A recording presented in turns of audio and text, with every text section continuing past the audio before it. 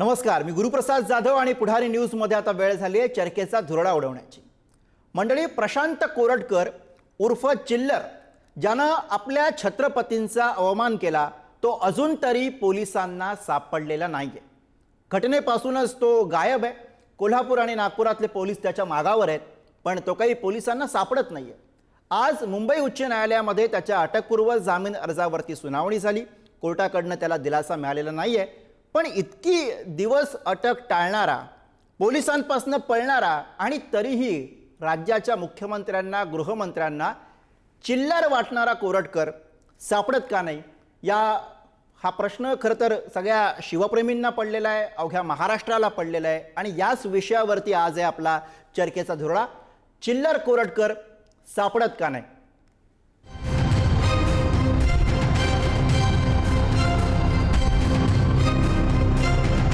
कोरटकर वगैरे तर चिल्लर लोक आहे हो।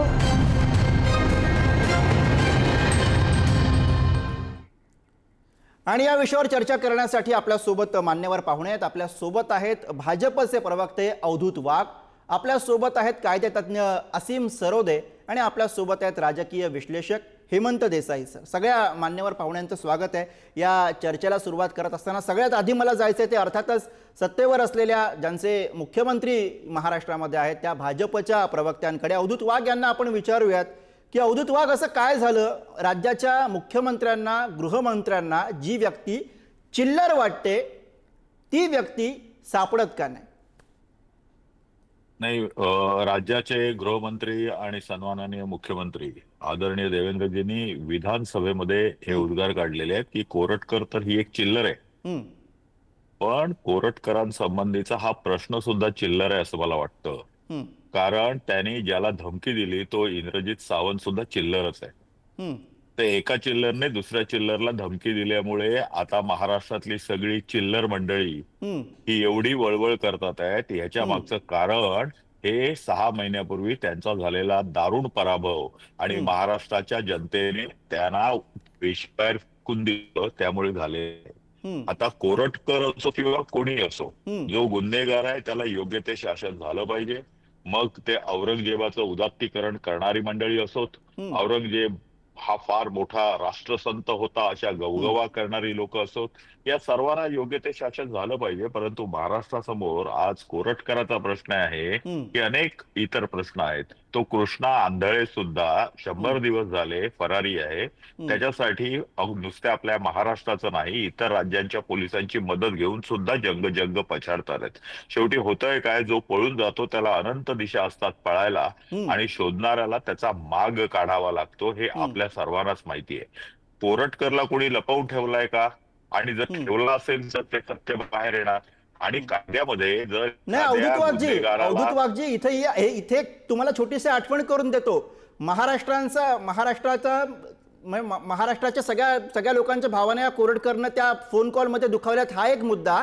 आणि दुसरीकडे त्यानं महाराष्ट्राच्या मुख्यमंत्र्यांचा उल्लेख केलेला आहे त्या फोन कॉलमध्ये, त्यांच्या जातीचा संदर्भ दिलेला आहे त्या फोन कॉलमध्ये। अशा सगळ्या पार्श्वभूमी असलेल्या कोरटकरला, जो मूळचा नागपूरचा आहे, त्याला पकडलं जात नाही। यातनं जे काही परसेप्शन जाणार आहे त्याची दखल तुम्ही घेतली पाहिजे, अशी माझी विनंती आहे याच्याकडे। या परसेप्शनची तुम्ही काही काळजी करू नका। अशी परसेप्शन पसरवण्याचा अनेक वेळा प्रयत्न झाला आणि हा प्रयत्न महाराष्ट्रातल्या 12 कोटी जनतेने हाणून पाडला आणि 239 आमदार आमचे निवडून दिलेले आहेत। त्यामुळे त्याची तुम्ही चिंता करू नका। दुसरी गोष्ट, एका कोरटकरांनी दुसऱ्या एका कोरटकर नावाच्या चिल्लरने दुसऱ्या इंद्रजित सावंत सारख्या चिल्लरला टेलिफोनवर धमकी दिली, त्यामुळे तो जे काय बोलला तो त्याचा वैयक्तिक भाग आहे, त्याला कोणी सांगितलं नव्हतं। तो भारतीय जनता पक्षाचा कार्यकर्ता नाही, संघाशी संबंधित नाही, त्याचा आणि आमचा काही संबंध नाहीये। इतर कुठच्याही सर्वसामान्य जर गुन्हा त्याने केला असेल तर गुन्हेगाराला जी ट्रीटमेंट अपेक्षित असते तशीच त्याला मिळणार, याच्याबद्दल तुम्ही खात्री बाळगा। फक्त मला या चर्चेमध्ये असीम सरोदेंना आणायचंय। अवधूत वाघ येतो परत तुमच्याकडे। असीम सरोदेंना आपण या चर्चेमध्ये आणूया। असीम सरोदेजी, भाजपचे प्रवक्ते या सगळ्या प्रकाराकडे एका चिल्लरनं दुसऱ्या चिल्लरला दिलेली धमकी असं म्हणून बघतायत, आपली प्रतिक्रिया? नाही, मला त्यांच्या बोलण्याबद्दलची काही प्रतिक्रिया द्यायला लावू नका असं माझं स्पष्ट मत आहे आणि विनंती सुद्धा आहे. बर कारण की प्रत्येक ठिकाणी काही निवडणुका कोणी जिंकल्या, निवडणुका कोणी हरल्या, हा विषय नसतो. विषय हा आहे महत्वाचा की महाराष्ट्रातली जनता का चिडली. हा विषय चिल्लर आहे असं म्हणणाऱ्यांना हे सांगायला पाहिजे की जर त्यांनी म्हटलं असेल प्रशांत कोरटकरनी, कोणी वाचवले बाजी प्रभू नसते तर तुझा महाराज जिवंत राहिला नसता, लक्षात ठेव. आता हे वाक्य काही असं चिल्लर आहे का? हे वाक्य असं दुर्लक्ष करण्यासारखं आहे का? नंतर त्यांनी म्हटलं की त्या प्रशांत कोरटकरनी इंद्रजित सावंतला म्हटलं की जेम्स लेनचं पुस्तक वाचना, सांग लोकांना जेम्स लेनने काय म्हटलं होतं. Who is the biological father of Shivaji, सांग ना मग लोकांना. आता म्हणजे डायरेक्ट छत्रपती शिवाजी महाराजांच्या चारित्र्यावर बोललेला आहे हा माणूस. याच्यानंतरचं मी वाचत नाही, माझ्याकडे सगळं आहे की जवळपास घाणेरड्या सगळ्या शिव्या त्यांनी दिलेल्या आहेत. मग इंद्रजित सावंत यांना कधीही कोणीही घाणेरड्या शिव्या देताना, वाईट पद्धतीने चर्चा करताना, असंबद्ध बोलताना, तशा प्रकारचे व्हिडिओ करताना कधीच कोणी बघितलं नाही. कारण की ते अत्यंत संतुलितपणे इतिहासाची त्यांना समजलेली बाजू सांगतात. आता त्याच्यावर कोणाला जर दुसरं काही मत असेल तर ते सांगू शकतात. सुप्रीम कोर्टापर्यंत निकाल दिलेले आहेत की हिस्टॉरिकल आस्पेक्ट ज्याचा जो असेल तो मांडण्याचा त्याला हक्क आहे, तो अभिव्यक्ती स्वातंत्र्याचा भाग आहे. तुम्हाला तो पटत नसेल तर चांगल्या शब्दामध्ये त्याचं तुम्ही खंडन करू शकता, चर्चा करू शकता. मग आता जर प्रशांत कोरटकर यांना चर्चा करायची होती तर रात्री 12 वाजता नंतर कोणता तरी सभ्य माणूस एखाद्या अनोळखी व्यक्तीला फोन करतो का?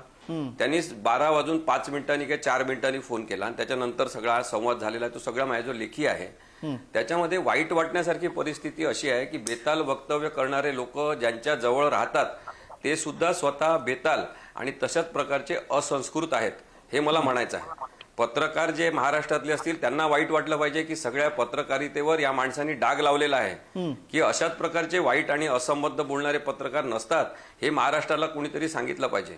आणि म्हणून मग समजा हा चिल्लर माणूस असेल तर मग अगदी आमचे देवेंद्र फडणवीस साहेब हे आमदार असल्यापासून सतत या माणसासोबत वेगवेगळ्या ठिकाणी, वेगवेगळ्या कपड्यांमध्ये, वेगवेगळ्या प्रसंगी त्यांचे फोटो आहेत. मग आता अशा चिल्लर माणसासोबत तुम्ही सतत इतक्या वर्षापासून सातत्याने फोटो काढलेले आहेत, टाकलेले आहेत आणि मग आता तो सापडला तर मग म्हणायचं चिल्लर आहे. त्याच्यामुळे मला असं वाटते की राजकारणाचा भाग काही पण असू द्या, त्याच्याबद्दल आमचे जे काही तुमचे पॅनलिस्ट आहे बाकीचे ते बोलतील. पण मला प्रश्न आहे की आता ही वैचारिक वारसा कोणाचा आहे? छत्रपती शाहू महाराज, फुले, आंबेडकर, महात्मा फुले यांचा वारसा असलेला हा महाराष्ट्र आहे. इथे काय सतत 24 तास 12 महिने राजकारण काय लावलं आहे? प्रत्येक वेळेस पाहिलं तर हिंदू मुस्लिम कशासाठी? विकासाचं काहीतरी राजकारण करायचं असेल तर हे सगळे विषय आवश्यक नाहीये. म्हणजे औरंगजेब, आता तुम्ही विषय त्यांनी काढला म्हणून सांगतो, औरंगजेब एक क्षुल्लक माणूस मेला, त्याच्या सगळ्या कृत्यांमुळे मेला, गाडल्या गेला, इथे वाट पाहून दमून म्हातारा होऊन मेला. त्या औरंगजेबाबद्दल कोणीतरी काहीतरी वाक्य म्हणायचं आणि फार आपण संवेदनशील असल्यासारखं 1.5 दिवस त्याच्यावरच चर्चा करायची आणि मग अशा पिल्लावळी सगळ्या उठणार की औरंगजेबाची कबर खोदून काढा. अरे इतिहास राहू द्या ना तिथे. छत्रपती शिवाजी महाराजांमुळे, छत्रपती संभाजी महाराजांमुळे जो माणूस त्रासून मेला एका ठिकाणी जाऊन, तो इतिहास पाहू द्या ना लोकांना. काय प्रॉब्लेम? म्हणजे एकीकडे छत्रपती शिवाजी महाराजांचा इतिहास औरंगजेबाच्या निमित्ताने का असे ना मिटवायचा प्रयत्न करायचा. त्याच्यापैकीच एक कोरटकर आहे, तो एका विशिष्ट अपप्रवृत्तीशी संबंधित आहे. आणि अशा वेळेस मग प्रश्न हा येतो की अभिव्यक्ती स्वातंत्र्याचा गैरवापर करणाऱ्यांना किती दिवस आपण मुभा द्यायची आणि त्यांच्याकडे दुर्लक्ष नाही, अशी अभिव्यक्ती असेल तर मग त्याला स्वातंत्र्य देऊच नाही. मी हेमंत देसाई सरांकडे जातो, पुन्हा असीम सरोदे आपल्याकडे येईन. मी हेमंत देसाई सरांकडे जातो. हेमंत देसाई सर, इतके दिवस झालेले आहेत या सगळ्या घटनेपासनं, जो मूळ प्रश्न हाच आहे या सगळ्यामध्ये, जो व्यक्ती महाराष्ट्राच्या गृहमंत्र्यांना चिल्लर वाटतो, नागपूरचा आहे, परिचयाचा आहे, तो व्यक्ती पोलिसांना सापडू नये, त्याला अटक होऊ नये.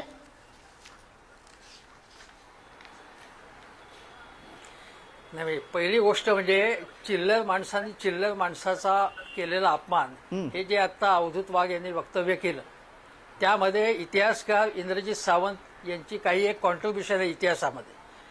ती काहीही जाणून न घेता एका माणसाला पूर्णपणे असं कंडेम करणं, एका इतिहासकाराला, माणसानं एका ख्यातनाम इतिहासकारांना. आणि त्या इतिहासकारांनी जेव्हा फडणवीसांनी सांगितलं होतं की सुरत 2दा लुटली, ते चुकीचं आहे, ते खोटं आहे, हे सज्जड पुराव्यादिवशी ज्यांनी दाखवून दिलं.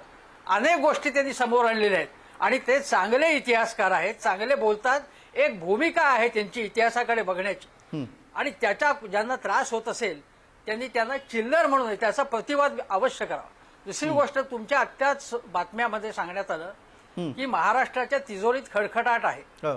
महाराष्ट्रामध्ये जे खंडणीचं राज्य आहे हे स्वतः फडणवीसांनी कबूल केले. त्याच्यामुळे उद्योगधंद्यांवरती परिणाम होऊ शकतो हे स्वतः अनेक सत्ताधारी पक्षाचे नेते सांगतात आज. आणि ही स्थिती आहे. अशी स्थिती असताना आणि महाराष्ट्रामध्ये दंगली सगळ्यात जास्त झाल्या. 2014-2024 ही आकडेवारी आहे. सगळ्यात जास्त दंगली झालेल्या आहेत. मालवणचा शिवाजी महाराजांचा पुतळा पडल्यानंतर त्याला जबाबदार असलेले लोक अनेक दिवस सापडत नव्हते. बदलापूरच्या संबंधी सुद्धा तपास ज्या पद्धतीने चालला आणि ज्या आरोपींना अटक करण्यामध्ये वेळ लागत होता, त्यानंतर ज्या पद्धतीने एन्काउंटर झाला त्याबद्दल नाराजी व्यक्त करण्यात आली. त्यामुळे महाराष्ट्राचं गृह खातं जे आहे ते पूर्णपणे कोलॅप्स झालेलं आहे, पूर्णपणे अपयशी ठरलेलं आहे. याच्या अनेक गोष्टी आपल्याला सांगता येतील. आता कोरटकर जो आहे, आता असीम सरोनेने जे मुद्दे सांगितले ते रिपीट करत नाही. अत्यंत गलिच्छ, अत्यंत वाह्यात, अत्यंत विकृत अशा पद्धतीने छत्रपती शिवाजी महाराज आणि संभाजी महाराजांबद्दल जे बोलले ते जर तुम्ही जर म्हणताय की औरंगजेब बद्दल तुम्ही अत्यंत आक्रमकपणे बोलताय आणि ते बोलताना आम्ही छत्रपतींबद्दल आम्हाला किती प्रेम आहे असं दाखवत आहे. मग तुमचं एवढं प्रेम जर असेल तर प्रशांत कोरटकर हा बेपत्ता कसा होतो, फरार कसा होतो? तुम्ही त्याला पकडू कशा शकत नाही. तुमची प्रायोरिटी ती असली पाहिजे राज्यापुढची की ताबडतोब त्याला आम्ही पकडून घेऊ. मग ही प्रायोरिटी आहे की नाही तुमची? तुमचे पोलीस नाकाम आहेत का? आता कृष्णा आंधळे इतके दिवस फरार होत असतो, आज सुद्धा पूर्णपणे अपयश आहे तुमचा. आजही एक हत्या झालेली आहे उपसरपंचाची. म्हणजे महाराष्ट्रात कायद्याचं राज्य आहे की नाही याबद्दल प्रश्न विचारले. अगदी रास्त मुद्दा आहे. निवडणुकीमध्ये आम्हाला यश मिळालं. पूर्ण करा. की निवडणुकीतल्या यशामुळे तुम्हाला लेजिटिमसी, निवडणुकीतील यशामुळे तुम्हाला तुमची पाप झाकण्याची एक लेजिटिमसी मिळत नाही, हे लक्षात घेतलं पाहिजे.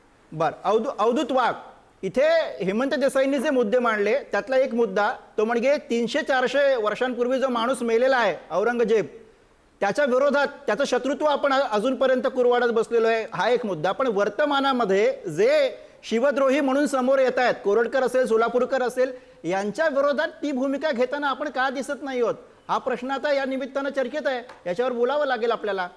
पहिली गोष्ट आहे की हा जो कोरटकर आहे तो आमचा कोण लागत नाहीये. मी तुम्हाला वारंवार सांगितलंय, तर त्याच्यामुळे त्याची शिक्षा असेल तर त्याला फासावर द्या.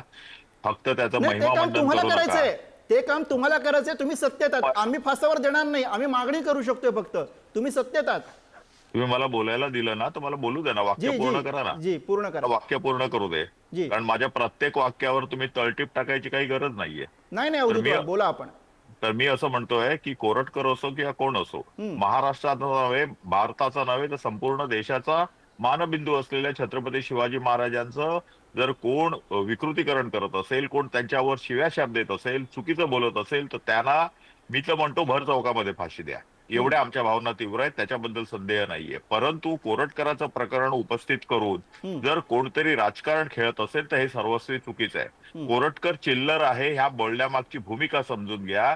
याच विरोधी पक्षाच्या जितेंद्र आव्हाडांनी हात दाखवून म्हटलंय की शिवाजी एवढा होता, अरे तो रे मध्ये शिवाजी एवढे होते नाही. विषय चिल्लर आहे असं म्हणलं तुम्ही मगाशी. मी त्याच्याबद्दलची पार्श्वभूमी समजावून घ्या असं बोलतोय आणि मला बोलू दे. आपण बोलत असताना मी मध्ये बोलत नव्हतो वकील साहेब. तर या जितेंद्र आव्हाडांनी छत्रपती शिवाजी महाराजांना काही पण नाही बोलायचं. मगाशी काय म्हणाले तुम्ही? विषय चिल्लर आहे, विषय चिल्लर आहे म्हणजे शिवाजी महाराज चिल्लर आहे असं म्हणायचं का तुम्हाला? अहो तुम्ही काय बोलताय? तुम्हाला काय अवधूत वाघजी, त्यांचं असं म्हणणं आहे, तुम्ही मगाशी म्हणलात की हा विषय चिल्लर आहे. जर हा विषय चिल्लर आहे असं आपण म्हणत असाल तर हा विषय फक्त कोरटकरचा विषय नाहीये, हा विषय फक्त इंद्रजित सावंतांचा विषय नाही, हा विषय छत्रपतींच्या सन्मानाचा विषय आणि याला चिल्लर म्हणता येणार नाही. ही साधी भूमिका आहे. मी एक स्टेटमेंट केलेलं आहे पहिलं की छत्रपती शिवाजी महाराजांच्या विरोधामध्ये त्यांची मानहानी होईल, त्यांचं काही त्यांच्या विरोधात अपप्रचार होईल, शिव्याशाप होतील, अशा माणसाला महाराष्ट्राच्या भूमीत जागा असली नाही पाहिजे, त्याला भर चौकामध्ये फाशी द्या, ही आमची भूमिका आहे. हा मुद्दा नंबर 1.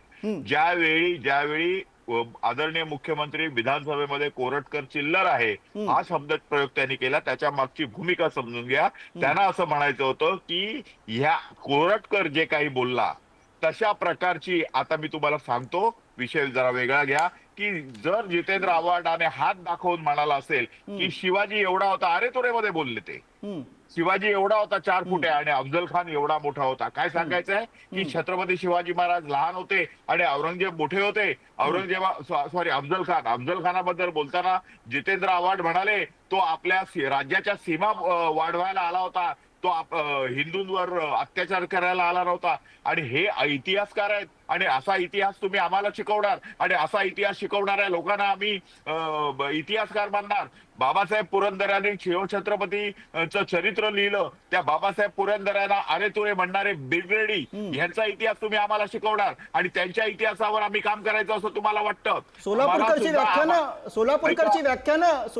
व्याख्यानं कोण ठेवतात? त्याला द्या ना भाषावर. मला कशाला सांगता सोलापूरकरचं आणि नाव? मी व्याख्यानं कोण ठेवतं? घेतोय, मी जितेंद्र आव्हाडचं नाव घेतोय. तुमच्या हिंमत असेल तर इथे प्रश्न आहे, इथे प्रश्न आहे तुमचं सरकार आहे, इथे प्रश्न आहे तुमचं सरकार आहे. अवधूत वाघजी तुमचं सरकार आहे. तुम्हाला आव्हाडांचं विधान आक्षेपार्ह वाटत असेल, कोरटकरने जे म्हटलंय त्याच्यापेक्षा जास्त आक्षेपार्ह वाटत असेल, कारवाई करा, चिंता करू चौकशी नका. लावा. आमचं आज सरकार आहे, अजून 25 वर्ष राहील, त्याची तुम्ही चिंता करू नका. प्रश्न असा आहे की त्यावेळी तुम्ही पत्रकार होता, त्यावेळी तुम्ही जितेंद्र आव्हाडला जाब विचारण्यासाठी एकही घेतली का? त्यावेळी राज्य तर जितेंद्र आव्हाडचं होतं, त्यावेळी जितेंद्र पण मला कळत नाही अवधूत वाघ, आपण भूतकाळामध्ये का जातोय? आपल्याला कायम भूतकाळ का आठवतो? तुम्हाला हवं त्यावेळी तुम्ही असीम गोडसे सरोदे काढायचे. बोलतात. तुम्हाला असीम ज्यावेळी सरोदे. हवं त्यावेळी भूतकाळात असीम जायचं सरोदे. आणि गोडसे काढायचा आणि आम्ही भूतकाळात गेल्यावर तुम्हाला तो भूतकाळ डचतो असं नाही चालणार. बरं असीम सरोदे बोलतात. अवधूत वाघ की भविष्यात रमणारा समाज निर्माण करायचा आणि वर्तमानाकडे दुर्लक्ष करायचं, त्याच्याबद्दल चिंता करायची नाही, त्याच्याबद्दल विचार सुद्धा करायचा नाही. आणि मग वर्तमानाबद्दल विचार करणारे जे असतील आणि जे अगदी लोकशाहीपूर्ण विचार करणारे असतील त्यांना गुन्हेगार ठरवायचं, अशा पद्धतीची जी कार्यशैली आहे ती काही चांगली राज्याची कार्यशैली नाही. त्यामुळे छत्रपती शिवाजी महाराजांनी जे स्वराज्य आणण्याचा प्रयत्न केला ते जर आता आपण लोकशाहीमध्ये विचार केला तर तो स्वराज्य चा विचार जो आहे तो हिंसावर आधारित असू शकत नाही. आता लोकशाहीमध्ये स्वराज्य हे सत्य आणि अहिंसेच्या आधारे मिळू शकते. पण राज्यच मिळवायचं असेल, केवळ राज्य मिळवायचं असेल तर ते हिंसेच्या आणि बनावट खोटेपणाच्या आधारे मिळू शकते. त्यामुळे स्वराज्य आणि राज्य याच्यामध्ये फरक आहे, हे लक्षात घ्या.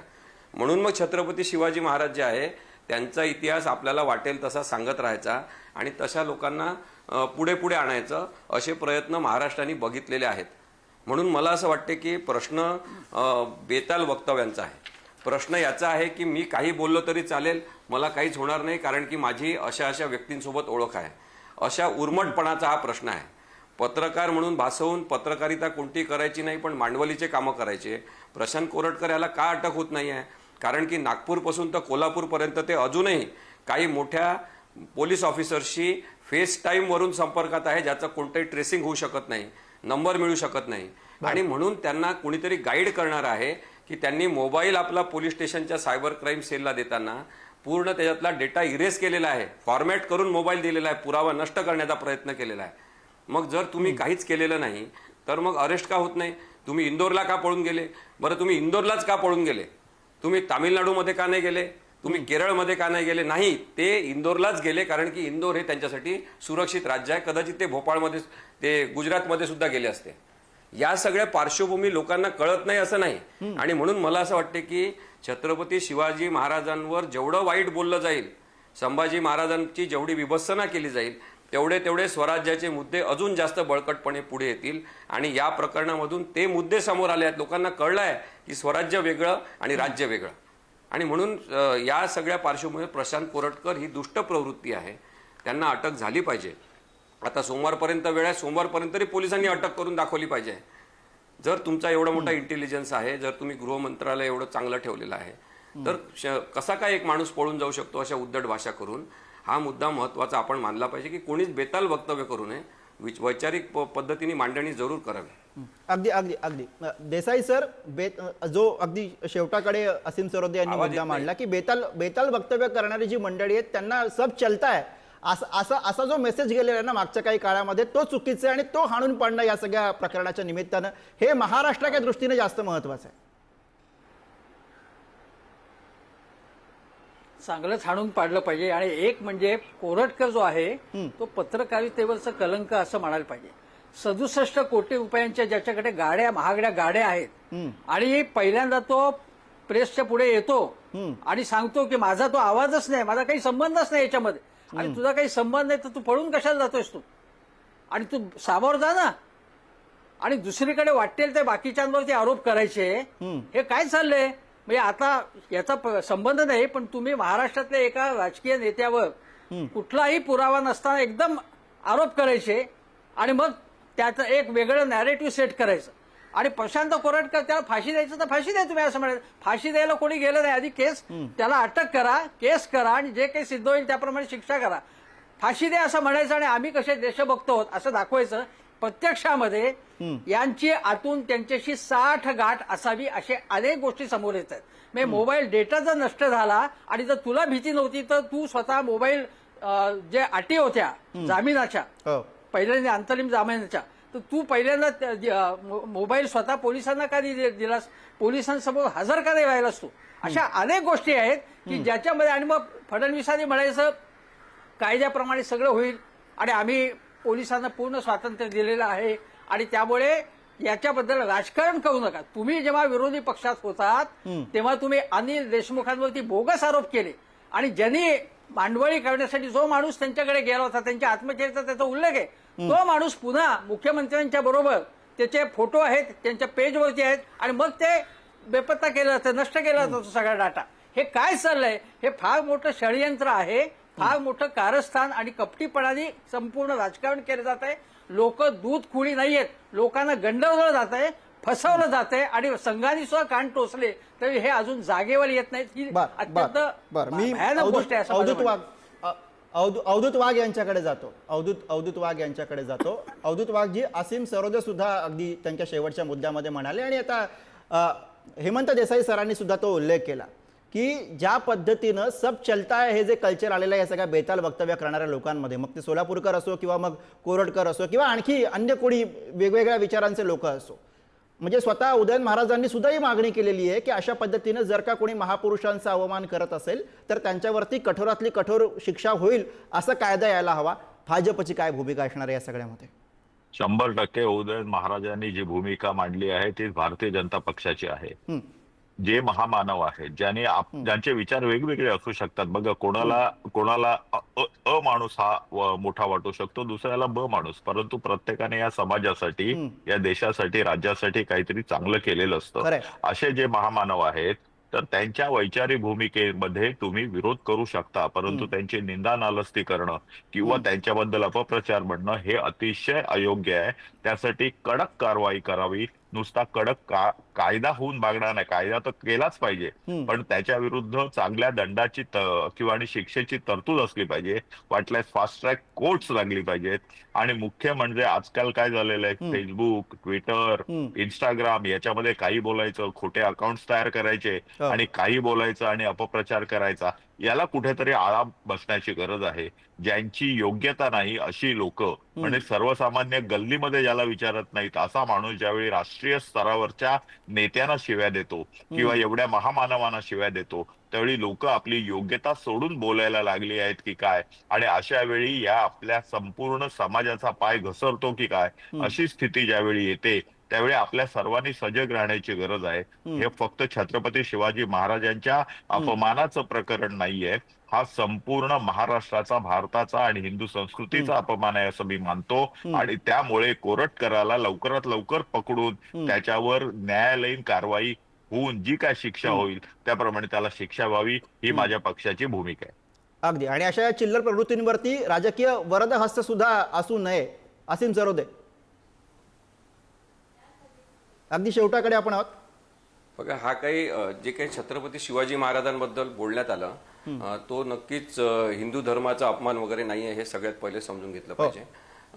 साने गुरुजींनी काही 2 महत्वाचे मुद्दे सांगितले होते.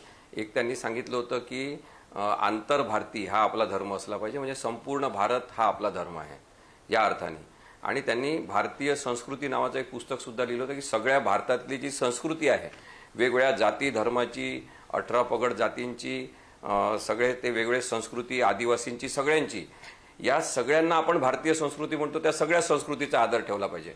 त्यामुळे छत्रपती शिवाजी महाराज हे कोणाचेच राजे एका धर्माचे नव्हते, ते सगळ्या धर्मांचे राजे होते. त्यांना जाणता राजा का म्हणायचे? कारण की ते पैसे वाटत फिरायचे नाही, ते लोकांना हाताला काम द्यायचे, ते माणसं उभे करायचे. आणि यांना साधा एक पुतळा पण शिवाजी महाराजांचा उभा करता आला नाही. त्यामुळे हा वैचारिक जो भेद आहे, फरक आहे, तो लक्षात घेतला पाहिजे की छत्रपती शिवाजी महाराजांना हिंदू करता येत नाही, त्यांचं हिंदूकरण करता येत नाही. मग त्यांना त्यांच्या सगळ्या कॅरेक्टरवर असॅसिनेशन करण्याचा हल्ला करायचा. कारण की हल्ले करणं, इतरांचा खून करणं याची एक वेगळी संस्कृती एका विशिष्ट राजकीय पक्षाची आहे. आणि तशा प्रकारचे अनेक हल्ले छत्रपती शिवाजी महाराजांनी ते नसताना सुद्धा पचवले. कारण की महाराष्ट्र हा छत्रपती शिवाजी महाराजांच्या मागे उभा आहे. आणि म्हणून मला वाटतं की आपल्याला काळजी करायची असेल तर ती भारतीय संस्कृतीची केली पाहिजे. प्रेम करायचं असेल ते भारतीय संस्कृतीवर केलं पाहिजे आणि आंतरभारती या सगळ्या विचारावर केलं पाहिजे की सगळा भारत माझा आहे आणि भारतातला प्रत्येक माणूस माझ्यासाठी जवळचा आहे. ही जे विचार आहेत ना, हे महत्वाचे आहे स्वराज्यासाठी.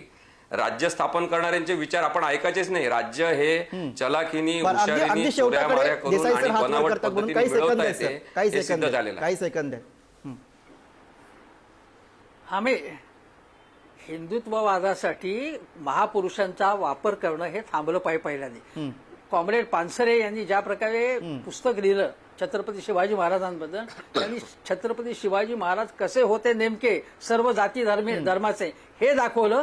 ते बाजूला करून वेगळ्या प्रकारे महापुरुषांचा वापर करायचा. कारण महापुरुष जे आहेत महाराष्ट्रातले, ते महाराष्ट्राची अस्मिता ही शिवसेनेकडे, उद्धव ठाकरे यांच्याकडे नाहीये, ती आमच्याकडे आहे. म्हणून 2014 पासून खरंय. पण हा सगळा विचार मांडत असताना सावरकरांचा अवमान सुद्धा काही राजकीय नेते, बडे राजकीय नेते करणार नाहीत, ही गोष्ट तितकीच आपल्याला लक्षात ठेवावी लागेल. चर्चेच्या अगदी शेवटाकडे मी आहे. मंडळी, चर्चेच्या शेवटी एक साधा प्रश्न महाराष्ट्रावरती प्रेम करणाऱ्या प्रत्येकाला विचारावा असा वाटतोय. 300-400 वर्ष जुन्या औरंगजेबाच्या शत्रुत्वाबद्दल आजही आपलं रक्त सळसळतं. मग कोरटकर असो किंवा मग सोलापूरकर वा या प्रवृत्तीचे आणखी कुणीही असो, ज्यांनी छत्रपतींच्या अवमानानं आज वर्तमानात आपल्या अस्मिता दुखावल्यात, त्यांच्यावर कारवाईसाठी आपल्याला 30 मंडळी आग्रही का दिसत नाहीत? छत्रपतींचं मंदिर उभारणारे या महाराष्ट्र द्रोहींवरती कारवाई करून न्यायाचं तोरण बांधणार आहेत का? उत्तर मिळेल अशी आपण अपेक्षा करूया. आजच्या चर्चेसाठी सगळ्या मान्यवर पाहुण्यांनी आपल्याला वेळ दिला, त्याबद्दल सगळ्या पाहुण्यांचा आभार. आणि यासह या चर्चेमध्ये आपण इथेच थांबतोय. बघत राहा पुढारी न्यूज.